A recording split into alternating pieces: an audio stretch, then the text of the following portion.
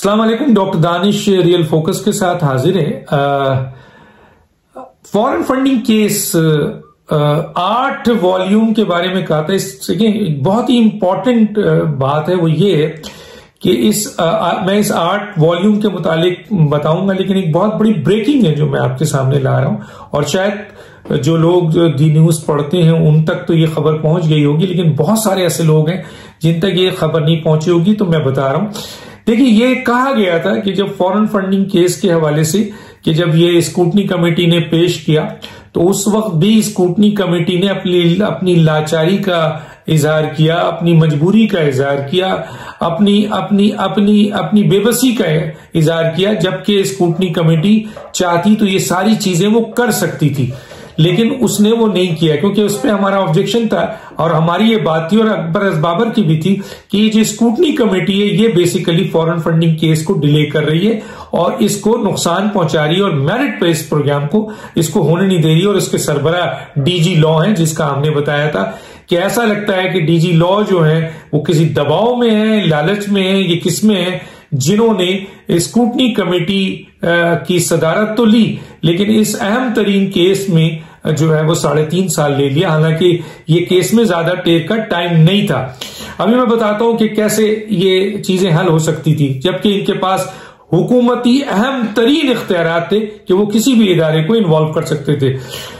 अब उसमें से जो कुछ भी निकला, जितना भी इस स्क्रूटनी कमेटी ने बचा के, छुपा के और दबा के चीज दी, वो भी बहुत कुछ निकल गया है। और उसमें भी उन्होंने अपनी मजबूरी के अकाउंट्स नहीं मिले, 53 अकाउंट्स हैं तो 12 अकाउंट नहीं, 4 अकाउंट नहीं, वो पैसा नहीं, वो अकाउंट्स जिनमें बहुत जो अमाउंट्स है वो उसकी डिटेल्स नहीं, मुख्तलिफ मुल्कों में जो अकाउंट्स है उसकी डिटेल नहीं, पैसा कहां खर्च हुआ वो नहीं बता रहे हैं, और कई जगहों से जो पैसे आए हैं उसके बारे में तो बहुत कुछ स्क्रूटनी कमेटी ने जो दिया है वो हम समझते हैं कि बहुत कुछ छुपाया भी है। बहरहाल जो कुछ भी आ गया है उसे ये कहा जा रहा है कि ये भी बहुत है।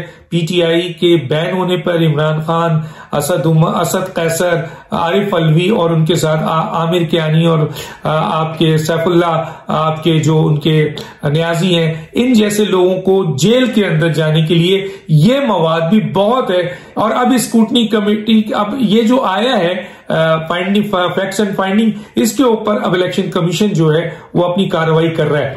और उस वक्त भी अकबर बाबर साहब ने और हमने कहा था कि ये जो कुछ भी आया है, जो बहुत दबा के, छुपा के भेजा गया है, दिया गया है मजबूरी में, वो ये टिप ऑफ द आइसबर्ग है। यानी ये जब खोला जाएगा और इसके ऊपर आर्गुमेंट्स होगा तो फिर पता चलेगा कि समुंदर के नीचे जो ये थोड़ा सा आइस का जो कोना निकला हुआ है, ये पूरा एक पहाड़ है नीचे जो बहुत कुछ चीज देगा। उसकी एक मिसाल अभी आ गई।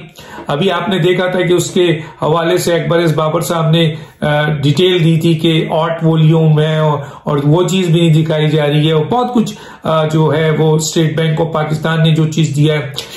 एक जो अभी स्टोरी आई है 27 तारीख को, और वो है दी न्यूज में फखर तुरानी साहब, उन्होंने बड़ी इंपॉर्टेंट न्यूज दी है जो मैं आपसे शेयर कर रहा हूं और मैं दिखाऊंगा भी उसको।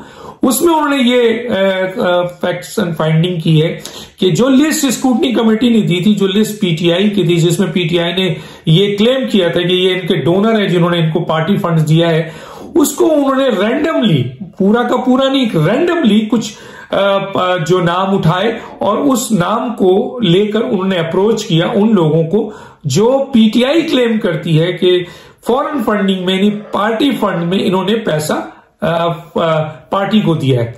उसमें जब उन्होंने उन लोगों से राब्ता किया तो पता ही चला कि तकरीबन 27% ऐसे लोग हैं उस रैंडम में, पूरा का पूरा नहीं मैं बता रहा हूं, रैंडम जो लिया उन्होंने लिस्ट से नाम, उनमें 27% ऐसे लोग हैं जो ये कह रहे हैं कि जी हमने पार्टी फंड दिया है। 35% लोग ऐसे हैं जो कह रहे हैं हमने तो फंड दिए ही नहीं पार्टी को, हमने तो अस्पताल को दिया था, हमने तो एक नोबेल कॉज को दिया था। तो अगर वो नोबेल कॉज को दिया था और अगर ये पैसा उन्होंने आपके अस्पताल को दिया था, तो ये पैसा जो है वो अस्पताल को गया है या पार्टी को आया, अभी तो ये क्वेश्चन बनेगा। उससे पहला क्वेश्चन तो ये है कि 35% वो लिस्ट से नाम जो कि पीटीआई ने अपनी लिस्ट में पार्टी फंड्स के लिए देने वालों के नाम लिखे थे, उन्होंने इनकार कर दिया है कि हमने तो पार्टी फंड दिए नहीं, हमने तो नोबेल कॉज में दिया था, हमने तो अस्पताल को दिया था।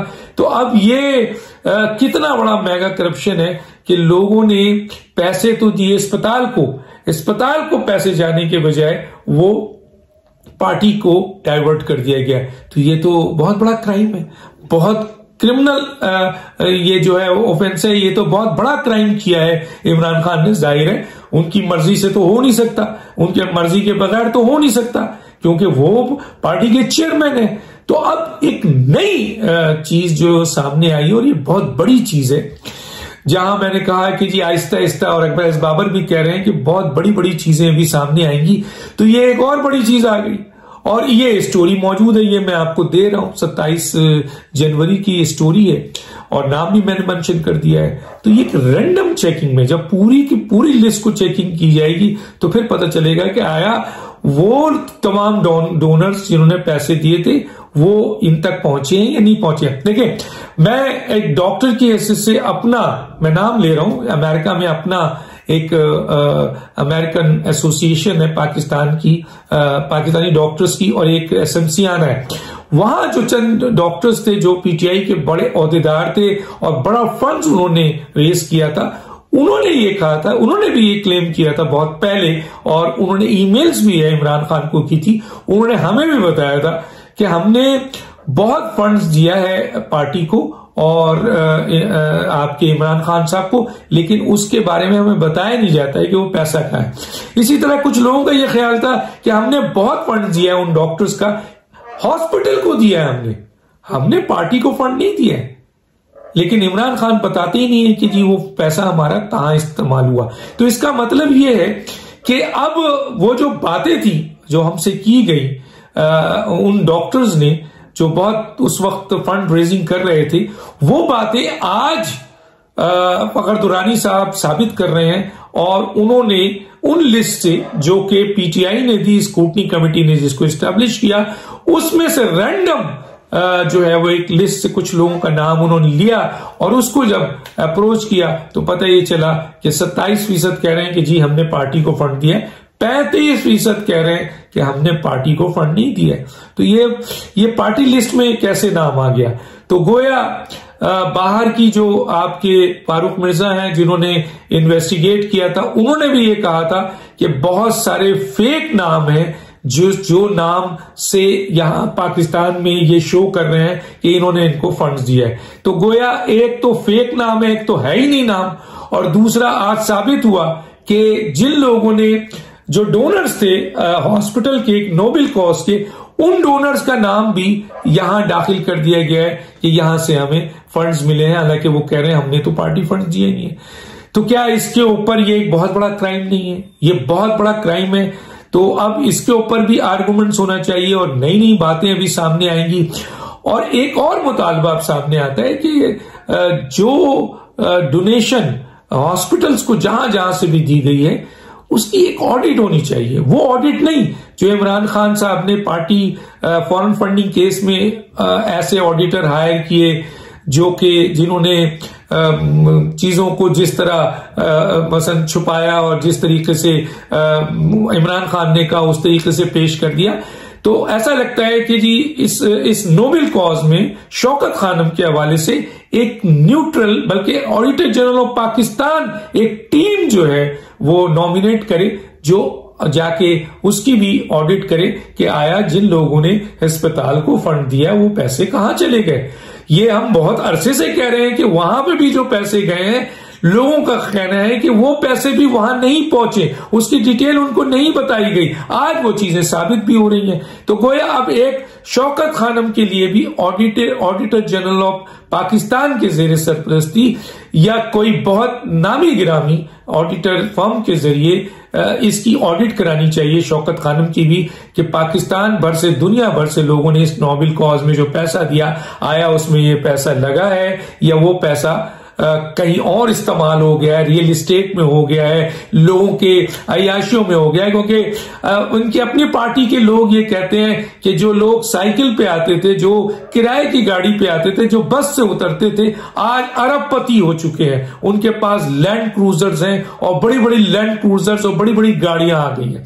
तो वो पैसे कहां गए? और यहां पर ये रिफ्लेक्ट कर रहे हैं उन डोनर्स को जो कि आपके शौकत खानम के हैं, उसको यहां पर पार्टी फंड के लिए डोनर वो करते हैं 35% कहते हैं हम नहीं। मुझे उम्मीद है कुछ लोग और फखर साहब या इंशाल्लाह हम इस जो लिस्ट है इसमें से मजीद लोगों को अप्रोच करेंगे और उनसे ये मालूम करेंगे जो रह गए हैं कि आया आपने भी पार्टी फंड दिया है या आपने अस्पताल को एक अच्छे कॉज को डोनेट किया था, पैसा दिया था, वो पैसा जो है वो भी आपको आपका जो है वो आपने पार्टी को फंड दिया था या अस्पताल को दिया था।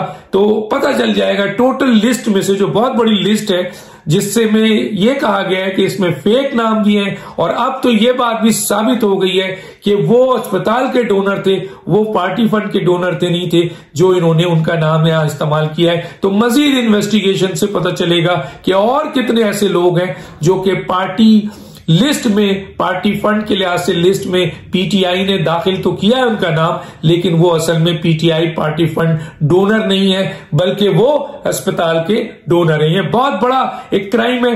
एक तो ये वाकया, और दूसरी जो इंपॉर्टेंट बात है वो अभी तक इलेक्शन कमीशन ने भरे, चीफ इलेक्शन कमीशन ने भरे अपने इलेक्शन कमीशन के इजलास में, जहां पे मीडिया वाले भी थे, जहां अकबर बाबर भी थे, जहां पीटीआई वाले भी थे, जहां सारे लोग थे, वहां उन्होंने ये इकरार किया था कि जो इस वॉल्यूम है, 8 वॉल्यूम है, या जो भी लिस्ट है, उसमें जो कंटेंट है, स्टेट बैंक ऑफ पाकिस्तान के हवाले से जो दस्तावेजात है, डॉक्यूमेंट्स है, एक डॉक्यूमेंट्स भी नहीं छुपाया जाएगा, एक डॉक्यूमेंट्स भी नहीं छुपाया जाएगा, सबको जो है वो पब्लिक किया जाएगा। लेकिन उनके उस स्टेटमेंट 18 जनवरी के बाद आज तकरीबन 1 हफ्ता 2 हफ्ता होने वाला है, अभी तक जो है वो डॉक्यूमेंट जो कि स्क्रूटनी कमेटी के पास है, इलेक्शन कमीशन के हुक्म के बाद ओपन जो है वो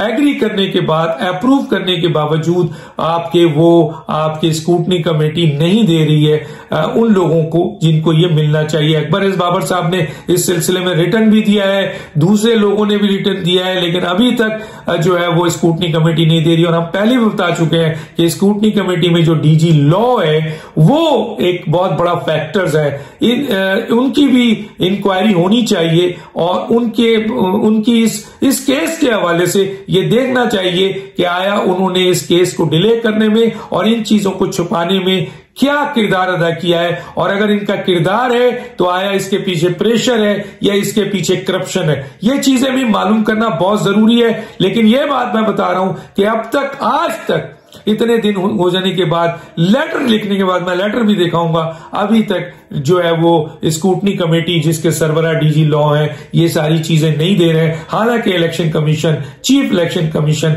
ओपन फोरम में ये इकरार कर चुके हैं कि एक एक डॉक्यूमेंट्स मिलेगा, आप लेटर दें। तो लेटर दिया जा चुका है लेकिन नहीं मिला है। तो foreign funding case is a tip of the iceberg, और ये चीजें आहिस्ता आहिस्ता निकल रही हैं। आगे चल के हम और बताएंगे कि इसमें बड़ी और क्या क्या क्राइम और करप्शन जो है वो सामने आएगी। अभी आर्गुमेंट्स होगा तो और भी बहुत सी बातें खुलेंगी। डॉक्टर दानिश को इजाजत दीजिए। अल्लाह हाफिज।